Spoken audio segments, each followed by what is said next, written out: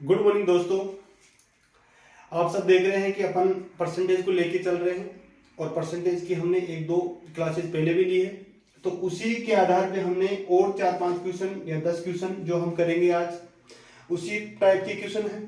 उसको उस मैराथन को हम आगे बढ़ा रहे हैं, परसेंटेज को आगे बढ़ा रहे हैं। तो परसेंटेज से रिलेटेड और क्वेश्चन देखेंगे। तो स्क्रीन पे आपको क्वेश्चन दिख रहा होगा। अपने पास समय कम है तो समय की बचत करते हुए अपन क्या करेंगे, क्वेश्चनों को करेंगे। तो समय की बचत करते हुए अपन क्वेश्चन करते हैं। क्वेश्चन पढ़ो। क्वेश्चन पढ़ने से आपको लगेगा कि ये बहुत बड़ा क्वेश्चन है, पर ये आपको चंद सेकंडों में हो जाएगा। डरने की जरूरत नहीं है, क्योंकि मैथ डर का खेल है ही नहीं, अनुभव का खेल है। जितना करोगे उतना मिलेगा। तो देखो क्वेश्चन देखो अपन, ये दूध का मूल्य 60 रुपए प्रति किग्रा से बढ़कर कितना हो जाता है, 70 रुपए प्रति किग्रा हो जाता है। तो एक व्यक्ति को दूध की खपत में कितना प्रतिशत की कमी कर दे ताकि उसका खर्च क्या रहे, समान रहे।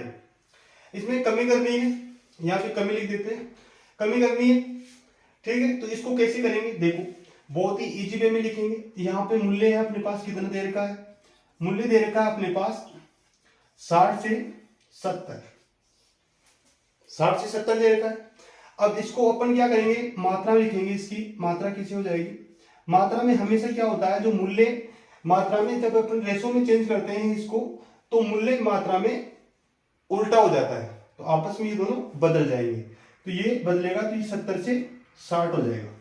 तो अपना रेशो क्या आया, क्वांटिटी का रेशो कितना आया, 70 से 60। तो इसको काटेंगे तो ये हो गया 7 से 6, 7 से 6 हो गया। कितने की कमी हो रही है, देखो कमी हो रही है, कितने की कमी हो रही है, 1 की कमी हो रही है। कितने पे हो रही है, 7 पे। कितने पे हो रही है, 7 पे। तो 7 नीचे लिखेंगे।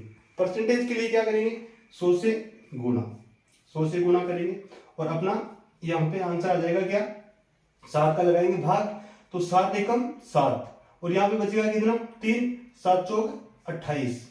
फिर बचेगा 2, 7 दूनी 14 और 7 तो 8 56।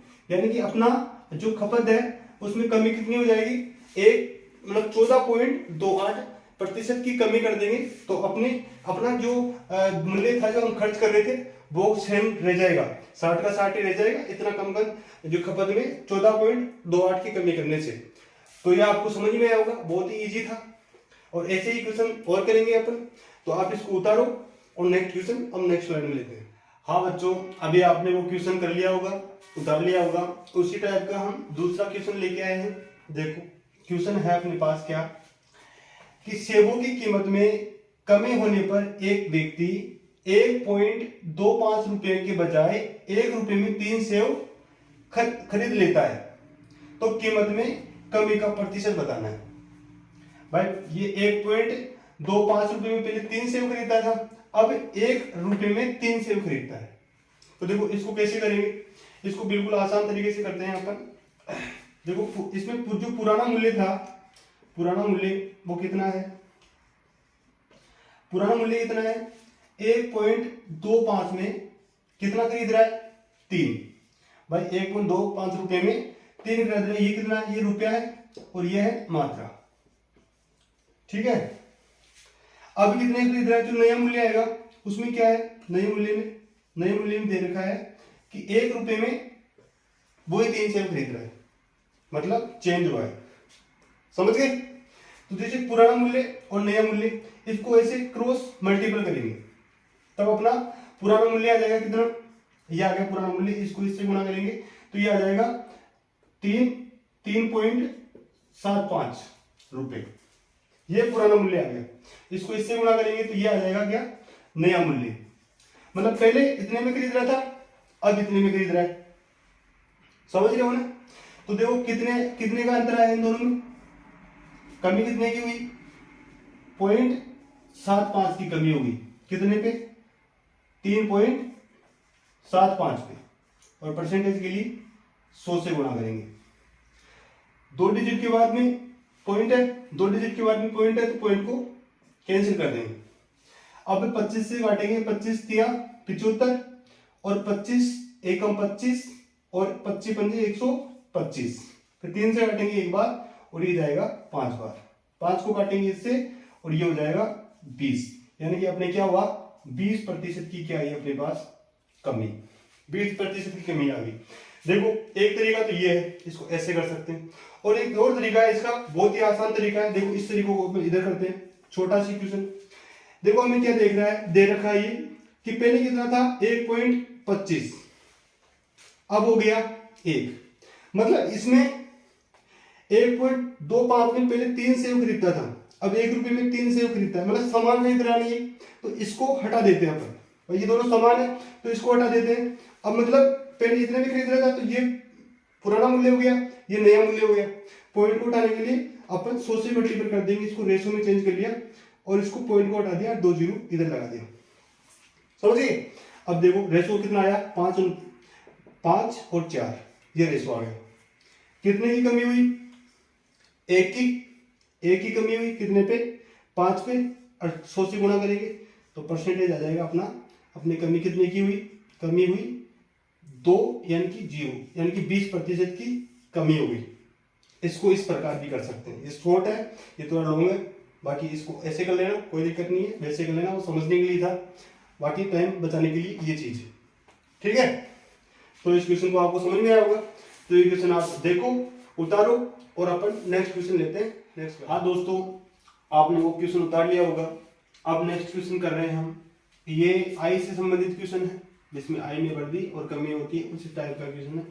तो क्वेश्चन देखो कि राजू अपनी आय का 80% व्यय कर देता है, यदि उसकी आय में 25% की वृद्धि हो जाती है तथा उसके व्यय में 10% की वृद्धि हो जाती है, तो उसकी बचत में कितने प्रतिशत की वृद्धि होगी, ये हमें निकालना है। देखो ऐसे क्वेश्चनों को कैसे करते हैं, बहुत ही आसान तरीका है, आसान तरीका है ये बेसिक अपना। देखो इसमें लिखेंगे यहाँ पे आय, ये हो जाएगा यहाँ पे व्यय, और यहाँ पे हो जाएगी बचत, ऐसे करें। तो देखो आय मान लेते हैं अपनी 100 रुपए आई है, 100 रुपए आय पे हमने 80% क्या कर दिया, व्यय कर दिया, यानी कि खर्च कर दिया। तो 100 का 80% 80 रुपए, तो 100 में से 80% यानी 80 रुपए खर्च कर दिए, तो कितना बचा बचत, 20 रुपए की अपने बचत हो गई, समझ गए। अब देखो आगे क्वेश्चन, तथा उसके व्यय में 10% की वृद्धि हो जाती है। देखो यहाँ पे बोल रहा है क्वेश्चन, यदि उसकी आय में 25% की वृद्धि हो जाती है, उसकी आय 100 थी पहले, अब 25% की क्या हो रही है, वृद्धि हो रही है, तो उसकी नई आय क्या हो जाएगी, 125 रुपए, समझ गए। और उसके व्यय में 10% की वृद्धि हो रही है, जो व्यय पहले 80 था, अब 10% इसमें वृद्धि हो रही है, तो 10% निकालेंगे, 10% हो जाएगी 111 लिखेंगे, बटे 100 करेंगे तो 88 रुपए, 88 रुपए इसकी क्या हो जाएगी, 88 रुपए नया खर्चा हो जाएगा। अब नई आय ये है, नया खर्चा ये है, तो बचत हो जाएगी 125 रुपए में से 88 रुपए खर्च कर दिए, तो बचत कितनी बची, इसमें से इसको घटाएंगे, कितनी बच जाएगी, 8 यानी कि 7 और 3 37 रुपए अपने बचत हो गई। तो हमें देखो बचत प्रतिशत में, जो बचत में प्रतिशत जो वृद्धि हुई है वो बताना है, प्रतिशत कितना बढ़ा। देखो कितना बढ़ा, 20 से 37 हो गई, कितना बढ़ा, 17 बढ़ा, 17 रुपए बढ़ गया।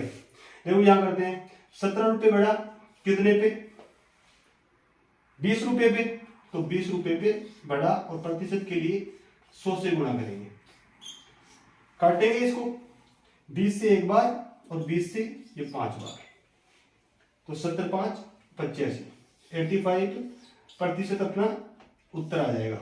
मतलब इतने परसेंट की, 85% की हमें वृद्धि होगी। समझ में आया, बहुत ही आसान था। आय व्यय और बचत करनी है, 100 मानना है पहले, उसमें से 80% की हमें इसने पहले व्यय कर दिया 80% का, अब इसमें से जो बचत की 20 रुपए थी उसमें से ये बढ़ा, नई अपना जो नई आय थी वो 125, फिर इसमें से 10% बढ़ा तो 88, इन दोनों को घटाएंगे 37, और 20 से 37 हो गया, यानी कि 17% की हमें वृद्धि हो गई, कितने पे हुई, 20 पे हुई, तो 17, 20 पे वृद्धि हुई और प्रतिशत के लिए 100 से करेंगे, ऐसे काटेंगे तो अपना 85% की वृद्धि आ जाएगी। आए बात समझ में?